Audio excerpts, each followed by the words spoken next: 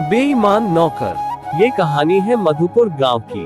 वहाँ एक बहुत बड़े सेठ रहा करते थे। सेठ की एक बेटी थी, उसका नाम पूनम था।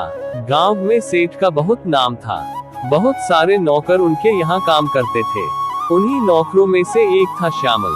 बड़ा ही भोला और वफादार था। सेठ को श्यामल पर बहुत भरोसा रहता था।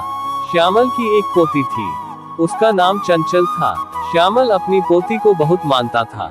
चंचल का उसके दादाजी के सिवाय और कोई नहीं था। एक दिन की बात है, श्यामल सेठ के पास जाता है और बोलता है,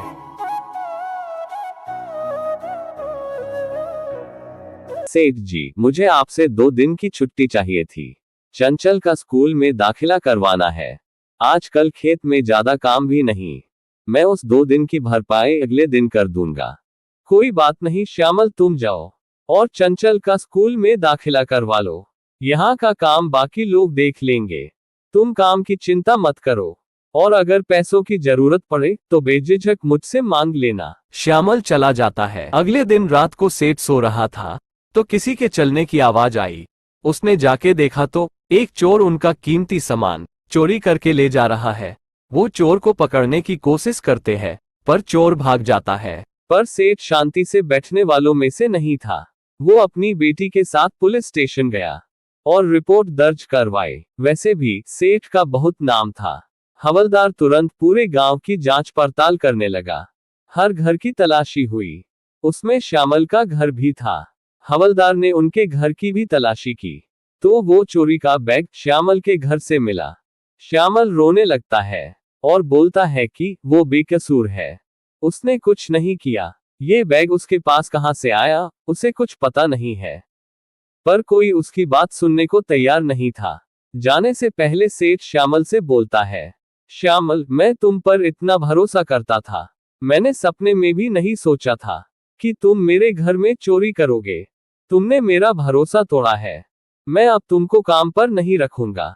हवलदार श्यामल को थाने लेकर जाता है और चोरी के इल्जाम में लॉकअप में डाल देता है। उधर चंचल का रो रो के बुरा हाल था। जिस चोर ने असली में चोरी की थी वो श्यामल के घर में ही छुपा हुआ था। वो सब देख रहा था, पर डर के मारे वो सामने नहीं आया। वो चंचल के पास जाता है और उससे रोने का कारण पूछता है। तब चंचल बोलती है, मेरे बाबा निर्दोष हैं, उन्होंने कुछ नहीं किया। रात दिन ईमानदारी से काम करके वो मेरा ख्याल रखते थे। वो तो मेरे साथ ही थे, मेरा स्कूल में दाखिला करवा रहे थे। उन्होंने कोई चोरी नहीं की। वो तो सेठ अंकल को बहुत मानते थे। मेरे बाबा को छोड़ दीजिए।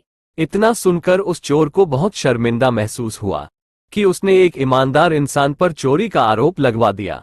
वो चंचल को लेकर थाने जाता है और हवलदार से बोलता है, साहब, इसमें उन दादाजी की कोई गलती नहीं है। उन्होंने कोई चोरी नहीं की। दरअसल वो चोर मैं हूँ। मैंने ही सेठ के घर चोरी की थी और श्यामल दादा के यहाँ जाके छुप गया था, जिससे आप सबको लगा कि उन्होंने चोरी की है। आप उन्हें छोड़ दीजिए, मैं अपने किए पर शर्मिंदा हूँ। हवलदार सेठ को थाने में बुलाता है और सारी बात बताता है।